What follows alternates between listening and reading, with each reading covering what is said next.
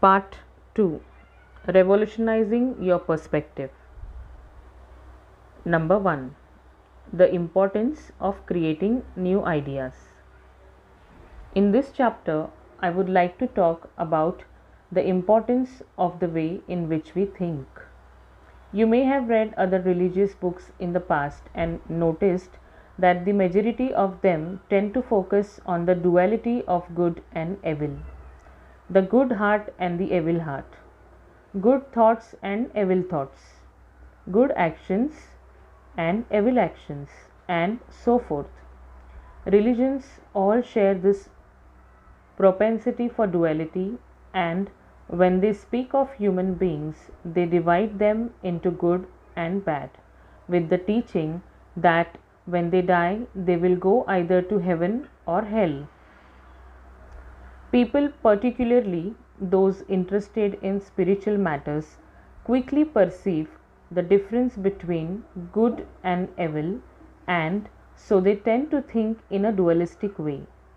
As a result, they have a tendency to divide everything into black and white. Some do not feel secure unless they categorize what is around them, including people and circumstances, as good or evil.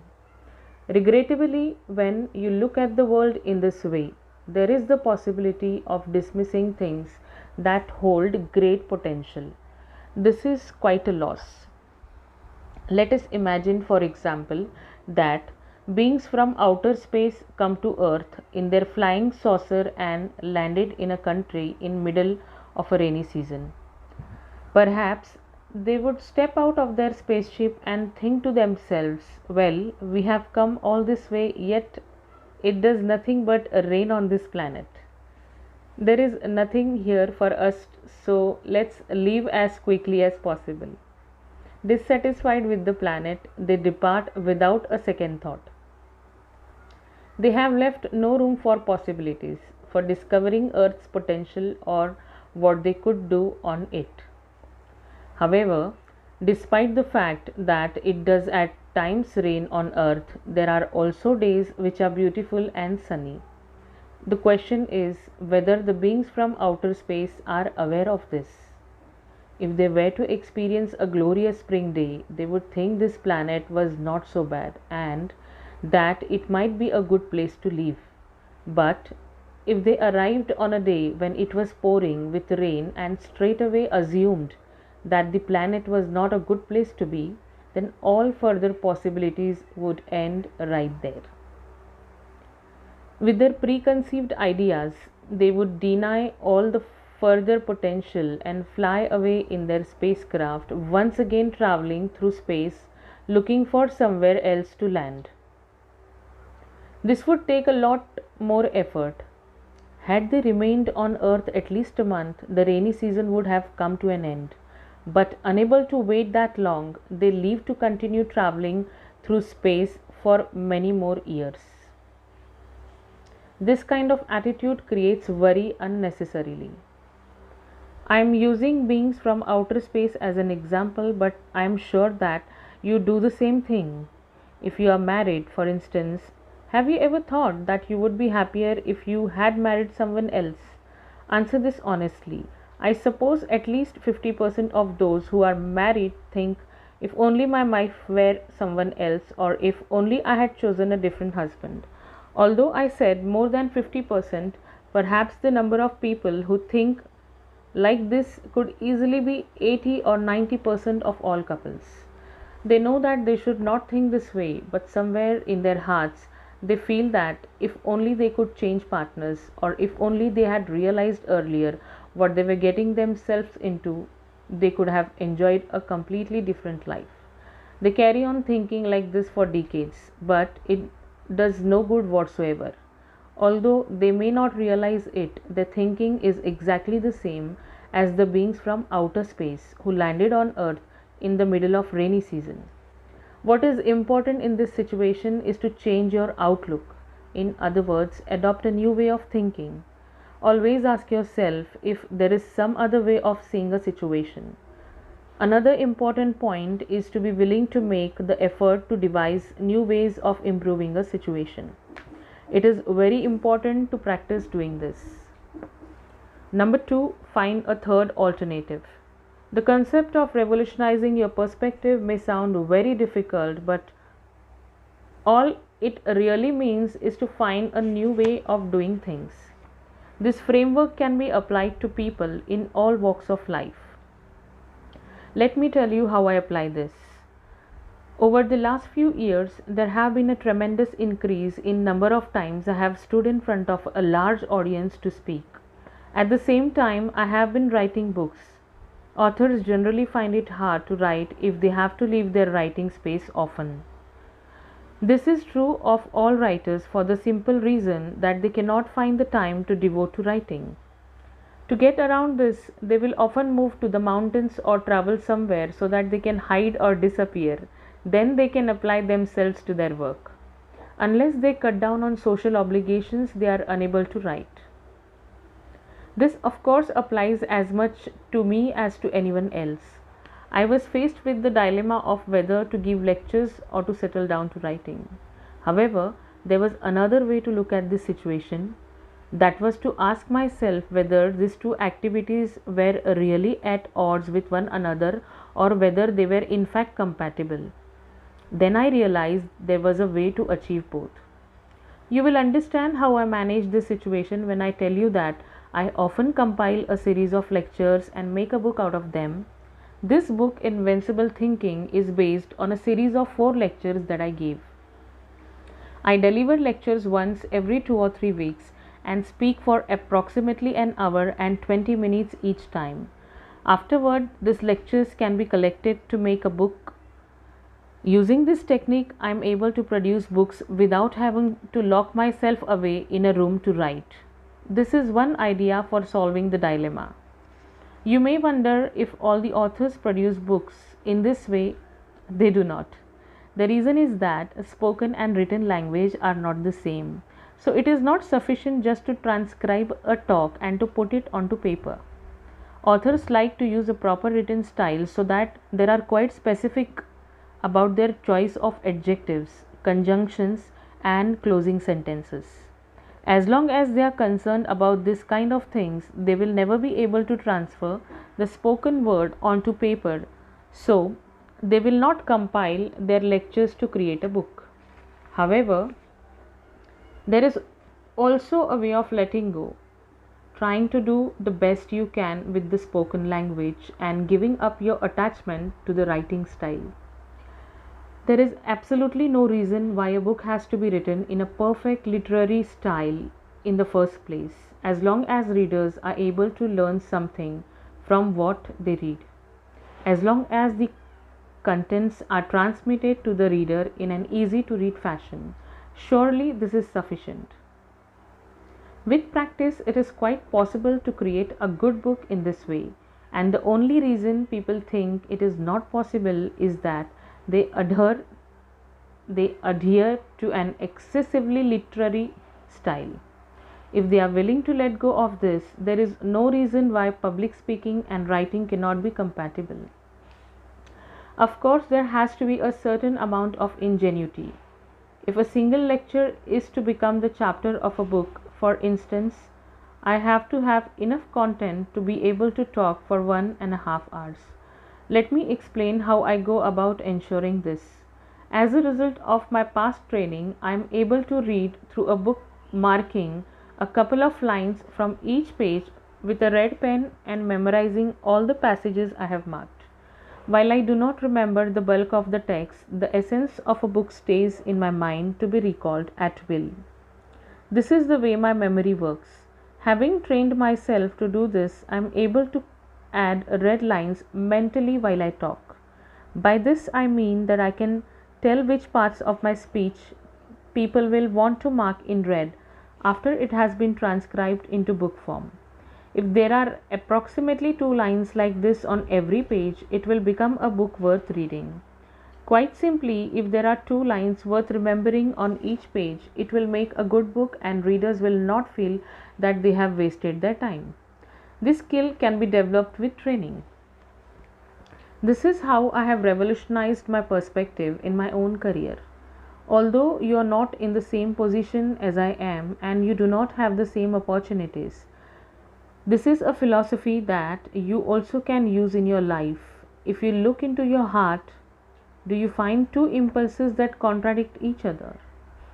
Suppose there are two options, A and B. If you decide to do A, option B has to be put aside. Yet, if you choose B, option A will have to be given up. Everyone faces these kinds of dilemmas and they can cause a lot of anxiety. For instance, let us say that you wish to go to a seminar at our institute, but if you go, your partner will be a little upset at being left behind, and this may cause disharmony at home. If you decide not to go, your relationship with your partner will be harmonious, but you will feel frustrated because you really want to go. You find yourself in many situations like this. In this case, you could simply take your partner with you to the seminar or look for other options to solve the dilemma. When you find yourself suffering as a result of two opposing desires or needs like this, do not allow yourself to be driven to the point where you have to decide between one or the other. Tell yourself that there has to be a way of bringing the two contradictory elements together, or even finding a third option which will allow you to avoid the problem altogether. You just have to continue thinking of new ways to get around the problem. If you keep trying to find new ways of overcoming the difficulty, a path is sure to open up before you. The more you practice, the more new ways you will come up with to free yourself from a dilemma. This kind of mental exercise is important, and if you make habit of thinking like this, you will find that the chances of coming up with a good idea increases dramatically. You will achieve a certain level of skill at doing this. Once you have this ability, you will find that whenever you are faced with a problem, you will be able to say to yourself, well, the problem lies in this and this. There are two contradictory possibilities, but if I manage this problem in such and such a way, things should turn okay. If that does not work, then I can try another option. In this way, you will be able to come up with a solution in a matter of seconds, and you will have no problems. Only the expectation of potential solutions will remain. If your first solution does not pan out, then you can fall back on the second possible solution, then the third. With this in hand, you will be left with absolutely nothing to worry about. If you do this mental exercise, you will no longer see problems simply as a question of choosing between a good and a bad outcome. You will realize that every problem you face, both in your environment and in your relationships with those around you, can be solved by finding a different approach. It is a very interesting experience. Number 3, think in the opposite way to create positiveness. While we are on the subject of mental exercises, I would like to consider efficiency at work. Although you probably work very hard at your job, you may sometimes feel as if you are never able to catch up with all your work. For the most part, people who feel this way have simply become slaves of habit, and their efficiency at work has usually become extremely low. This kind of person does not know how to sit back and enjoy life, and usually does not ever take a summer holiday. In some parts of the world, this will strike a chord. I am sure that there are people who have to work right through their holidays, who think that if they were to take so much as a single day off, someone else would have to do their job for them, which would not be fair. With this sort of attitude, it is hardly surprising some of these people decide not to take holidays. They tell others to go ahead and take a holiday, but they feel it is impossible for they themselves to do so. This gradually festers in their mind until it becomes a form of self-punishment. These people even end up offering to do other people's work for them and then suffer. As a result, they become even less efficient in their own jobs. Consider what would happen in this situation if you were just to go ahead and take a holiday. Even in companies where a 3-day holiday is considered the absolute maximum and taking any more would lead to a serious dispute. Still think about taking a whole week off. If you do end up taking a week's vacation, the first thing that springs to mind will be how the work you do every day will pile up on your desk, making life difficult for both your colleagues and clients. The next thing you will think about is what others will think of you. This is probably the main reason you don't want to take any time off. You do not want to be thought of as lazy, as someone who only ever thinks of themselves. There again, you may imagine others will secretly complain that they have to do your work on top of their own, so you will decide that you cannot take any time off. I imagine this is the main reason this sort of people do not take holidays. In the end, they give it into the majority and settle for just a 2 holiday. However, there is another way of thinking. If you are in this situation, ask yourself if there might be some way you can take a holiday without putting your colleagues to extra double and still benefit yourself. You may find it in fact possible. For instance, if you want to take a holiday in August, aim to finish all your work that you are responsible for before that. If you make the effort, you will find this is quite possible. Push yourself until you are in a position where you have no work left to do. Carry on until you can look around and say, "Work? I haven't got any. I am finished up until the end of the year." To achieve this, you will have to work extremely efficiently for the next month. Although it would be enough to finish all your work by August, you must try to clear your desk before this. Even if you do all your work ahead of time, there is still the chance that on your return from holiday, you will come in for criticism from jealous colleagues, so you should make the effort to finish all of your September's work as well. This means you have to do an awful lot of work in advance. Once you have managed this, you will realize that although you thought you were busy every day and had enough work to last you for several months, you were in fact mistaken. The truth is that unconsciously you were scared you would run out of things to do if you worked too hard, so you always put a certain amount of work aside just in case. You are worried that there might not be enough to keep you busy each day, so you averaged it out to make it last. However, if you put your mind to it, it is quite possible to finish it all ahead of time. Some people have a guilty conscience if they go on vacation, but they should use these feelings of guilt as an incentive to work even harder. If you work that you might be ostracized by your colleagues when you return, you should simply work all the harder. Then not only will you be able to finish all the work up to the end of the year, but you will also be able to clear your desk until March of the following year. Once you have accomplished all this, you need have no fear of what anyone else might say about you. So depending on your attitude, what you have considered an obstacle can be used as a springboard to spur you on the great things. Another problem with taking a holiday is that you may feel your colleagues will have trouble doing their work if you are not there. But you should use this as an opportunity to make it quite clear exactly what your job involves. You are probably usually able to cope with your work in your own way without giving others much thought. But if you are not going to be there, you will need to be able to give others a clear idea of what you do. If someone else has to take your calls and do your work, they need to be able to proceed as if you were there. To achieve this, you need to create a manual that explains everything in a clear and concise way.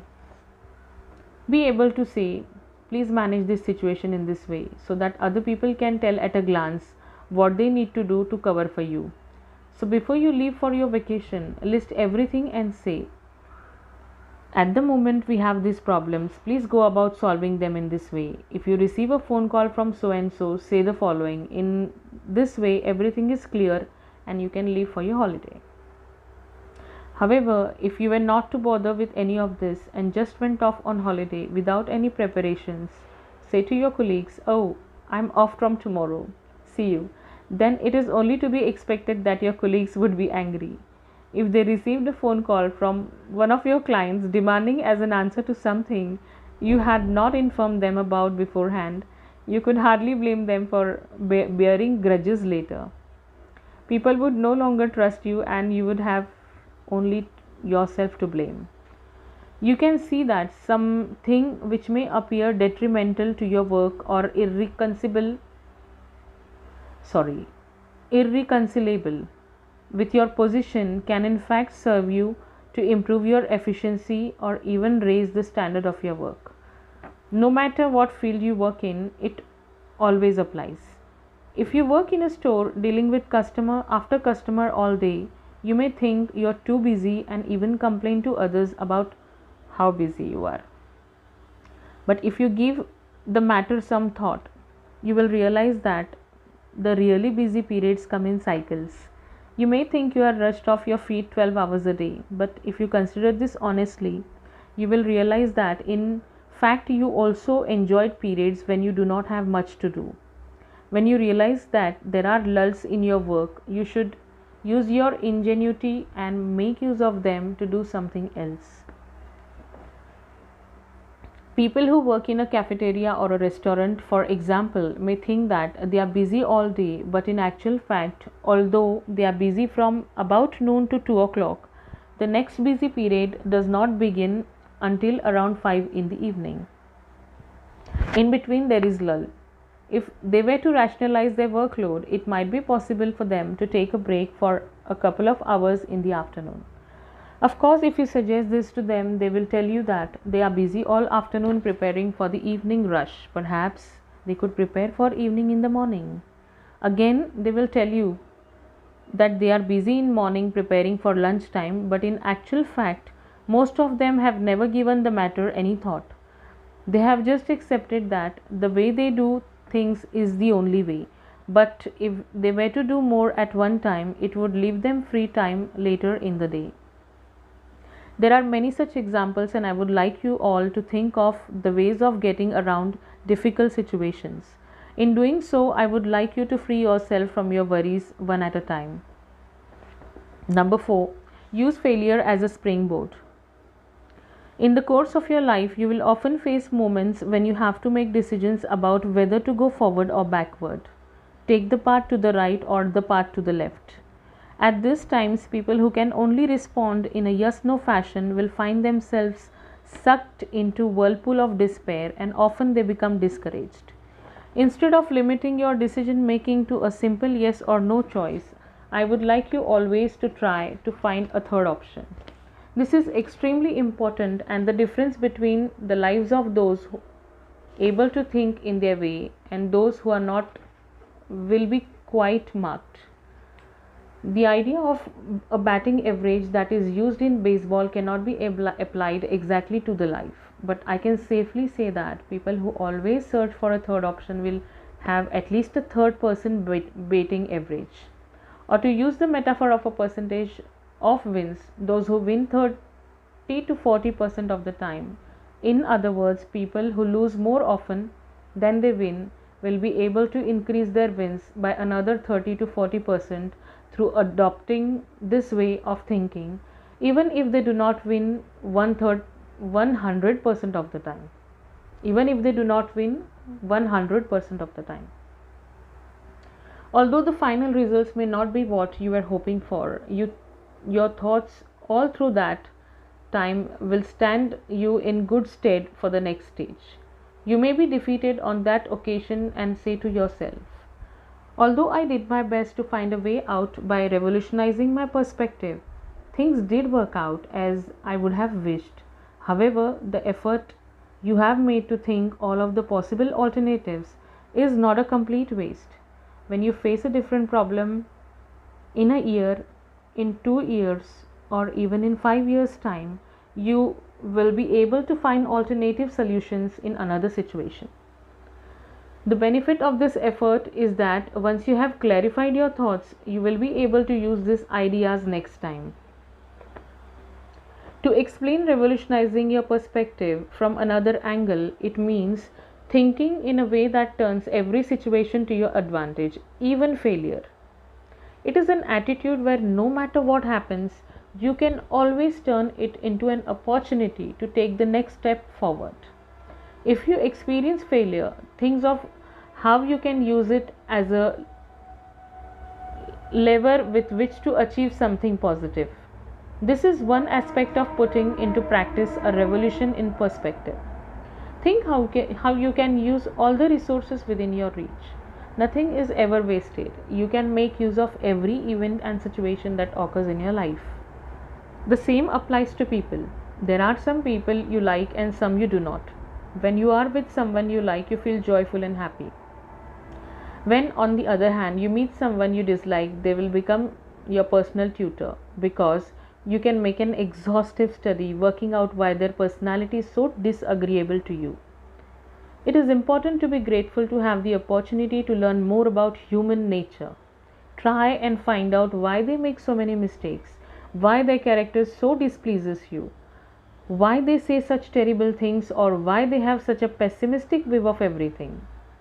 If you study every facet of their personality, you will learn a great deal from them. The lessons you learn from studying others become your personal savings. Do not regard a deposit simply as the money you put into a bank. The lessons you have learned and confirmed for yourself through your own experience and by observing others are stored as your own deposit, which can later be referred to as the occasion requires. People with a rich supply of these deposits will be successful in life. I cannot stress the importance of this attitude enough. Number 5. There is no waste in the world created by God. One more point I would like to make is that revolutionizing your perspective is not confined solely to individual concerns. Although the idea is closely connected to self-realization, it is not a way of thinking simply to help you achieve personal ambitions or make your life easier. This is something I would like you to know at the outset. The basic of this thinking is the idea that there is absolutely nothing in this world that God created that is not of use. Living as human beings in this world, people moan, complain, have many different desires, and they think of this world as a difficult place to live. Some people even feel they cannot trust anyone they meet. However, revolutionizing your perspective is based on the belief that these kinds of negative views cannot be true. Unless you adopt this as your premise, you cannot revolutionize your perspective. This world was created by God and He created it with the best of intentions. He intended it to be a marvelous place, good, beautiful, and pure. Otherwise, He would not have created it at all. It is true that people often seem to be faced with problems and they must confront what in their eyes seems evil. But this was not God's intention. In this book of our institute, you will read that the world we inhabit did not appear by accident. It is God's creation. You will also learn that it was created by the great and holy will of God. If this is so, why should you experience discomfort or pain while you live in it? Probably because you do not believe that the world was created with the best of intentions to begin with. You may not have understood that God created it believing it to be a good and wonderful place. You may be suffering because you misunderstand this truth or because your perceptions are distorted. When you see this world in this light, your thinking will change. You will realize that up to now, you have put yourself in a position of judging the world and criticizing other people. Perhaps you have blamed fate and passed judgment on all sorts of things around you, categorizing them as either good or evil, and concluded that there is more that harms than helps you. As a result, you may have come to believe that the world is a dark and evil place. However, go back to the starting point. This is the world God created. To believe that this world created by God is a wonderful place is the very beginning of everything. It is only your wrong understanding and your distorted views that prevent you from thinking in this way. Once you are able to think like this, you will start to ask whether your way of looking at life and your attitudes could be mistaken.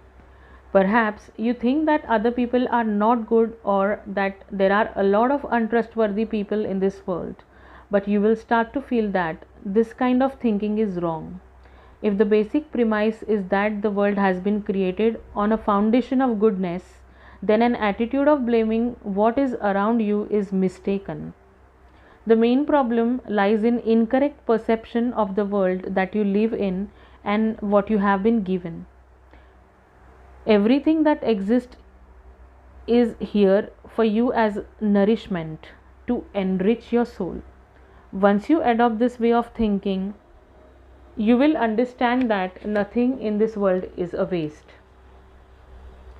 Number 6. Confront your karma with a positive attitude. The basic premise that the world you live in was created by God leads to the next premise, which you may have already heard about: the law of reincarnation. If you accept the idea that all human beings incarnate in this world repeatedly to further their spiritual growth, then you are able to interpret your current situation, which you may see as an ordeal, differently. If you base your thinking on the fact that you have eternal life and are born again and again on earth, then you will have a completely new perspective. You will realize that the problems you face right now reveal what kind of challenges you have to overcome in this life. Life is like a workbook of problems to be solved, and what is causing you suffering right now, especially the deepest suffering, is showing you the life issues that you have been given. So even if you feel that you are being swept away in a whirlpool of suffering, it actually means that right now you are facing one of the most important issues in your life and you are currently experiencing a crucial time for your spiritual growth. This is an exciting time for you. You have at least entered the ring for the match. Up to now, you may have spent a lot of time in training, shadow boxing with an imaginary opponent, but that time is now over and the match is about to begin. With the referee shouts for the fighter in the red corner, it is time for you to take off your gown and enter the ring. Once you are in the ring, you may think to yourself something like, I've got to go to the bathroom, but it is too late for that. Once you have been called, you must take your place in the ring and fight. If you are in the thick of some difficulty right now, it means that after practicing for this little match for a month, 2 months, maybe even 6 months, you have finally entered the ring. This is the moment you were born into the world for. In fact, even before you were born, you may have spent decades or even centuries in the other world preparing for this moment. Only when you felt strong enough did you decide to come down to earth and meet this challenge. You may have spent centuries or in some cases much longer building up to this time. You have devoted so much time to training for this big match. So after you have entered the ring, it is too late to start making excuses. Once you are in there, you know what to do. You know what you have to do. You have an opponent in front of you, so do not worry about anything else. You have no choice but to knock the opponent out. If your opponent were a person, he might hit back, and this could be very painful. But what you are forced with is not a human being. What you see as an insurmountable problem is in fact nothing more than a mirage. It is simply your own karma appearing before you in the form of some problem or worry. What you are fighting in the ring is not another person, it is a battle between you and your karma. And you have to win this match at all costs. This is the purpose of your present incarnation. This is simply explaining revolutionizing your perspective from a different angle. It is a way of explaining the idea from the standpoint of courage and enthusiasm. For instance, if you think of yourself as climbing into the ring, you cannot help but feel encouraged. After all, this is the fight you have trained for all these years. So, why is it that now, when the crucial moment has come, you are still making excuses? Saying things like, I can't help it if I am not very intelligent, or it's all because of my circumstances, blame it on my parents, it was my brother's fault, or I cannot succeed because I am poor. You are in the ring, you have come out of the red corner, touched gloves with your opponent in the blue corner, and now you're glaring at each other. Making excuses is the equivalent of someone in that position saying, well, actually, I haven't done any training recently. My legs are a little stiff and my back has been sore since yesterday. My shoulder is all swollen and I can't hardly walk. And I have got no muscles. See, I don't have any fighting spirit either. It is all my trainee's fault that I haven't done any training. Well, when I think about it, making no difference to me whether I win or lose this match anyway. Anyhow, everyone thinks that I am going to lose. If you heard this from an opponent, you would think that this person was weak and give him a good punch in the face. This kind of attitude is no good. Once you are in the ring, you have to hide your weaknesses and give it your best shot. The moment you find yourself face to face with karma, you have to be determined to put on a brave face and go for it. Even if you are at a disadvantage, do not show it. Do not let your opponent know he has a chance. Though you may only weigh 140 pounds, you must stick out your chest and behave as if you weighed more to make your opponent afraid you will knock him out. You always need to think positively. Number 7. People assess you differently. Many people have an inferiority complex about their body. Very few think that they have a perfect body. In actual fact, not many people have a flawless physique, so there is a little point worrying about your physical shortcomings. If you were to list all the things that worry you, how many worries do you think you can come up with? I'm sure your concerns would be about both your physique and your character. But in most cases, you probably could not come up with more than 20 or 30 at most. You would have been a genius to come up with 1 or 200. If you can really think of 100 worries that have to do with your physique and 100 more worries to do with mental and spiritual shortcomings, that is very impressive. However, you need to ascertain whether in actual fact you really do work about them all. You really do worry about them all. Many of the things you may believe are negative factors in your life are actually quite the opposite. And this is something I would like you to consider very carefully. Are you sure that the things you are worrying about do not have some positive aspect? If you are able to see this positive side, make an effort and develop it. Number 8. Plan to live to 120. A number of people worry that they are not clever enough, not sufficiently intelligent. Having become aware that they lack knowledge, if they simply conclude that they are no good, there will be no chance of them changing themselves. Sometimes it is important to teach people where their limits lie, but then they should say to themselves, that is why it is worth making an effort. If you feel a lack of intellectual ability, you can study continuously and this can become an enjoyable endeavor. No matter how long you study for, you will never run out of new material. This is one way of approaching the problem. I have already written well over 100 books. Some people are able to read fast and grasp the contents quickly.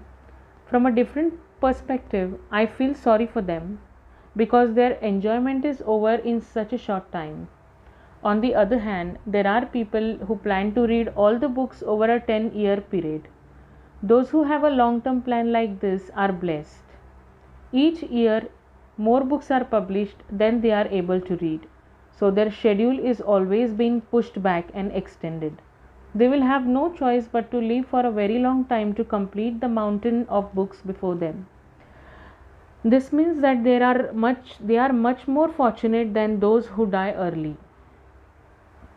I would especially like those in their 50s or 60s whose careers are gradually winding down to think one more about their lifespan. Are you sure that you do not imagine you have only another 5 or 10 years of life left? That would be tragic. People tend to be pessimistic about the length of their lives and say that if they have only 10 more years, then there is no point in thinking about starting anything new. However, I would like you to increase your life expectancy. You should make plans to live to the age of about 120. This is particularly true for middle aged people. They should look forward to life until they reach 120. If they do this, what they need to do will become quite clear. For instance, if they are now 60, they will have another 60 years to live, and so they have to plan what they intend to do during this period.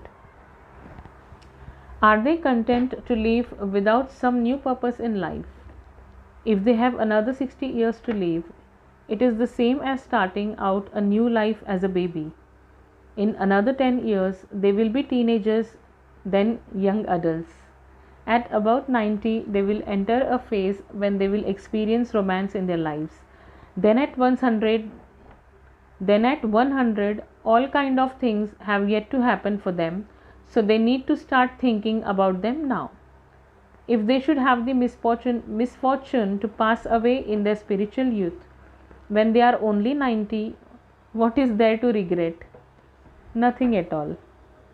So those who think they do not have long to live need to revolutionize their perspective and make plans to live 120. If people in the 60s do this, it means they have another 60 years to go. If there is no change to the plan, my life on earth will last another 50 years, so they have 10 years more than I do continue studying. They will be fortunate enough to able to complete their study of all my lectures and books on the true before they leave this world. Consider your present age, then make plans for a much longer life. This is how I would like you to plan for your future. Number 9, life can be extended through effort. It is a fact that you can extend your life through effort. It is said that the span of a person's life is already fixed, but this is not 100% true. In this course of your life, you come to several turning points which mark the start of new phases. These are, to a certain degree, pre-arranged. There are many turning points, for example, at 55, 70, 75, 80 years old, and so on. However, it is rather like the probability factor in weather forecasting. It is 80% or perhaps 50 or 60% certain, but not fixed. If you are able to achieve some sort of revolution in your thinking at these turning points, you may be able to extend your own life. If you can offer some reason why you should remain in this world, you can extend your life here. If you are unable to do this, you have to leave. But if you can demonstrate some reasons for your continued presence, you will be allowed to remain on earth. So if you wish to live longer, you need to have some reason for your continued presence. The most common reason is that you still have work to do, so you should make plans for your future. I feel the need to give teachings for those in the prime of life, but if I were to say what is most essential is deciding that your desired lifespan is 120 years.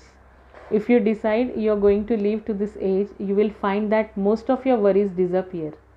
You will know exactly what you have to do, and you can set about accomplishing it little by little. It is important to go ahead regardless of whether or not your life will end while you are in the middle of it. If you are still in your 20s, you have a lot of work to do. If you have 100 years of life left, you will have to make a lot of plans to fill all this time that is ahead of you. 100 years is too long to accomplish just one plan. So, young people need to have plans for several paths they would like to take in their lifetime. They have to make many different kinds of preparations to be able to enjoy 100 years more life. Life is like a fireworks display. If there were only one kind of fireworks, it would be boring. You need to prepare 2, 3, 4 different kind of fireworks, and now and again a rocket would be nice. It is important to prepare a number of different sorts of plans for the future. Eventually, at 30, 40, 50 or 60 years of age, your life may start to bloom, so you need to sow a variety of seeds. By doing this, you will attain greater stature and strengthen the foundation of your knowledge and understanding. If you simply collect information that can be used straight away, this will not add to your overall stature, because what simply passes by in the course of a life cannot be stored as a knowledge. The richness of your soul can be cultivated only by continual learning what is certain to enrich you, regardless of whether or not it will help you in the future. To acquire this richness, a grand scale life plan is essential. Even if all your studies, your experience, your knowledge, and the learning you have accumulated are not directly useful in your lifetime, nothing is wasted. You may wonder what you can take with you when you return to other world, and I can tell you, everything that you have learned in this course of your life, you can take it with you because it has been assimilated within. Although it may not benefit you while you are alive, from a long term perspective, it will benefit you to have learned so much in life, so much in this one life. Thank you. Part 3 to be continued.